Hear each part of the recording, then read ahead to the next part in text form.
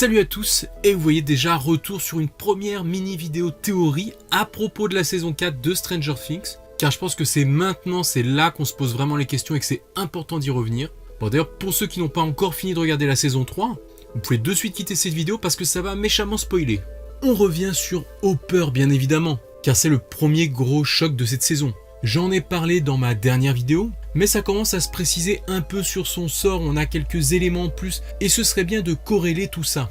Ainsi on l'aura compris, Hopper est laissé pour mort dans le dernier épisode, avec pourtant cette lueur d'espoir post-générique, quand on se retrouve en Russie pour se rendre compte qu'ils détiennent un Américain, l'Américain. Alors c'est bien joli tout ça, mais avant d'imaginer que ça pourrait réellement être lui, et donc qu'il est bien vivant et captif, car après tout, il faut pas oublier que ça pourrait très bien être quelqu'un d'autre. Et d'ailleurs, il y a un nom qui revient beaucoup. Enfin bref, avant tout, revenons sur les circonstances de sa disparition. Hopper est devant la machine. Il vient de se débarrasser du Terminator là. Et Joyce dans la cabine de contrôle face à lui, s'apprête à faire saturer le canon et donc à le faire exploser. Hopper, juste à côté de l'engin, comprenant l'urgence de la situation, lui fait signe de tout détruire et tant pis pour lui. Joyce accuse le coup, et ne voulant pas voir ça, elle commence direct à fermer les yeux. Puis en plus, elle baisse la tête pour essayer de tourner les deux clés ensemble. Elle ne reverra jamais Hopper. Une fois l'explosion déclenchée, on voit quelques scientifiques présents qui sont littéralement pulvérisés. Ils servent clairement à nous suggérer ce qu'il est advenu de Hopper. Puis retour sur Joyce qui réouvre les yeux, Jim n'est plus là, et au lieu de ça, une passerelle vide, immaculée j'ai envie de dire. Alors déjà, ça peut poser un premier problème. On a vu que les scientifiques se transforment en bouillie. Du coup, il devrait y avoir au moins quelques résidus par terre. Ce n'est pas montré. En revanche, on voit clairement que du côté d'Hopper, il n'y a aucun résiduel organique, montrant que lui aussi a été pulvérisé. Alors en soi, c'est pas une preuve. Mais déjà, c'est un peu bizarre. C'est peut-être ça que les showrunners essaient de nous faire comprendre en insistant 2 fois sur ce plan. Puisqu'une fois que Joyce descend de la cabine de contrôle, on revoit une seconde fois cette passerelle vide. Bon, vous savez quoi? Ok, admettons. En explosant, la machine désintègre totalement les personnes autour d'elle. Bon, du coup, ça nous amène quand même à un deuxième problème et pas des moindres. Parce que entre le moment où Joyce ferme les yeux et le moment où on voit la machine exploser, donc avant la destruction d'Hopper, regardez sur l'image, on dirait qu'il est plus là. En tout cas, à ce moment-là, Joyce a fermé les yeux, la machine n'a pas encore explosé. Bon ok, l'angle de vue est pris de l'autre côté, mais ce brave Jim, il est quand même grand, hein. Il doit dépasser facile le canon d'une bonne tête. Donc s'il était toujours à la même place en train d'affronter son destin, on devrait quand même le voir. Parce que non, ça c'est pas sa tête, c'est ce truc-là. Alors la dernière fois, je disais qu'à première vue, on pouvait s'imaginer que la machine l'avait peut-être projetée ailleurs par un phénomène propre à la SF. Mais avant qu'elle explose, s'il est déjà plus là, faudrait peut-être essayer de trouver une autre option. Regardez, juste après qu'il ait tué le russe, il cherche à rejoindre la cabine. Mais en jetant son adversaire sur l'engin, ça a créé une sorte de dysfonctionnement qui a généré un mur électromagnétique qui ne lui permet plus de revenir en arrière. Pourtant, on le voit, à ce moment-là, Hopper cherche encore à s'en sortir. Et qu'est-ce qu'il fait? Un peu comme n'importe qui aurait fait à sa place, il regarde de l'autre côté. Et comme nous le montre l'image, sa seule option, c'est l'Upside Down. Ce plan d'ailleurs est sans doute le plus important. On y voit Hopper et sa seule issue.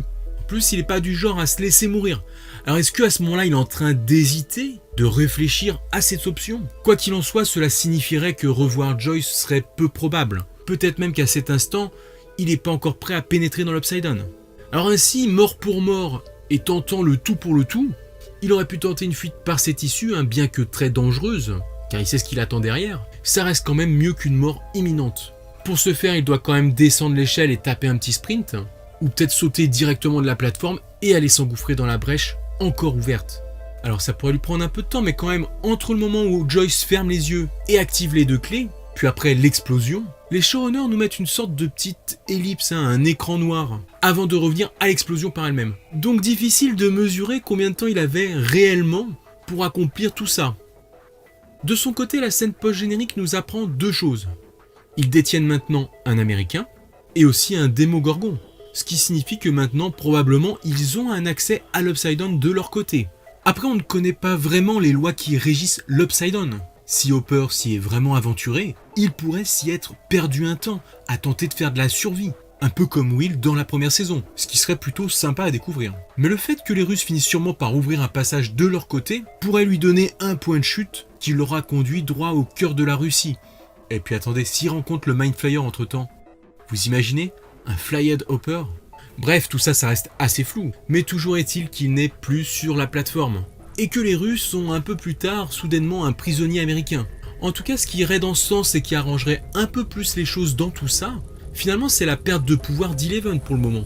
Parce que c'est bien le seul moyen qui aurait permis de vérifier s'il était encore vivant et où il se trouvait. Du coup, scénaristiquement parlant, tout ça pourrait bien coller. Allez, vous savez quoi? Au final, pour aller au bout de cette théorie, rappelons-le, ça ne reste qu'une théorie, si Hopper est vraiment en vie, et en plus est devenu un prisonnier russe, il est en très grand danger, même si pour l'instant les soldats préfèrent garder en vie cet Américain dans sa cellule. Et ce tease pourrait bien être la nouvelle ligne conductrice de la prochaine saison. À savoir que Eleven va d'abord faire un travail sur elle-même pour récupérer ses pouvoirs, probablement encouragé à distance par Mike et puis aussi par Will qui sera à ses côtés. D'ailleurs, la série nous tease aussi qu'ils vont se revoir bientôt pour Thanksgiving, il me semble.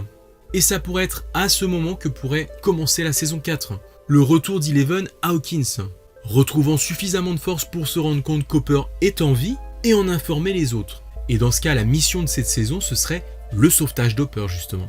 Autant aller jusqu'au bout de l'idée, vu que la Russie c'est quand même un peu loin et un peu bloqué dans cette époque, pour aller le chercher, le libérer de façon classique, peut-être qu'Eleven serait amené à réouvrir d'elle-même un portail vers l'Upside Down afin de le récupérer de la même façon qu'il est parti.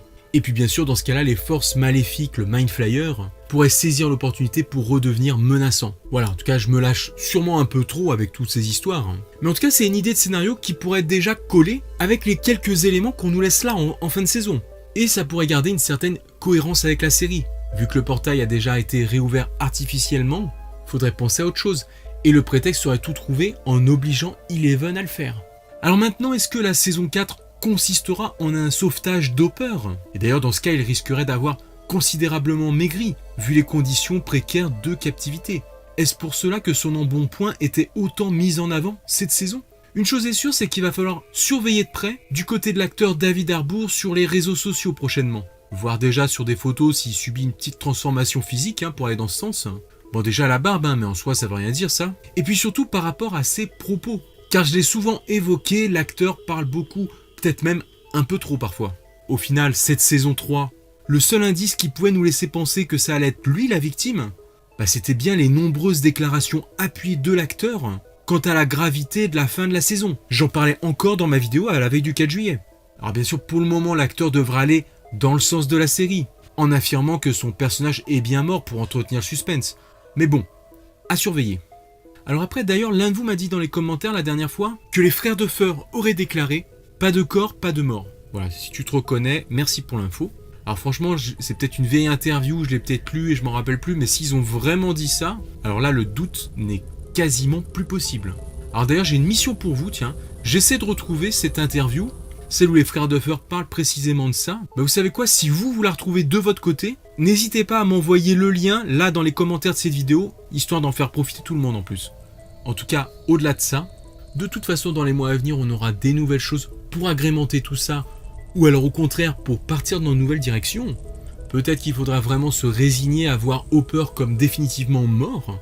Mais pour le moment, dites-moi ce que vous pensez de cette théorie en commentaire. Et d'ailleurs, merci à tous ceux qui ont contribué à son élaboration, grâce à vos remarques aux uns et aux autres. Vous voyez, voilà, moi j'ai essayé de combiner un petit peu tout ça, pour vous proposer quelque chose. J'en profite aussi pour vous dire qu'il y aura bientôt un retour des points actus sur Stranger Things, sur ma chaîne. Mais comme la saison vient de sortir, qu'il y aura d'autres sortes de vidéos à propos de la série, par exemple ce genre de petites vidéos là de théorie, des vidéos review aussi sur chaque épisode.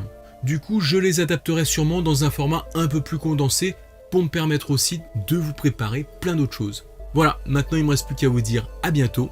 Ciao les amis.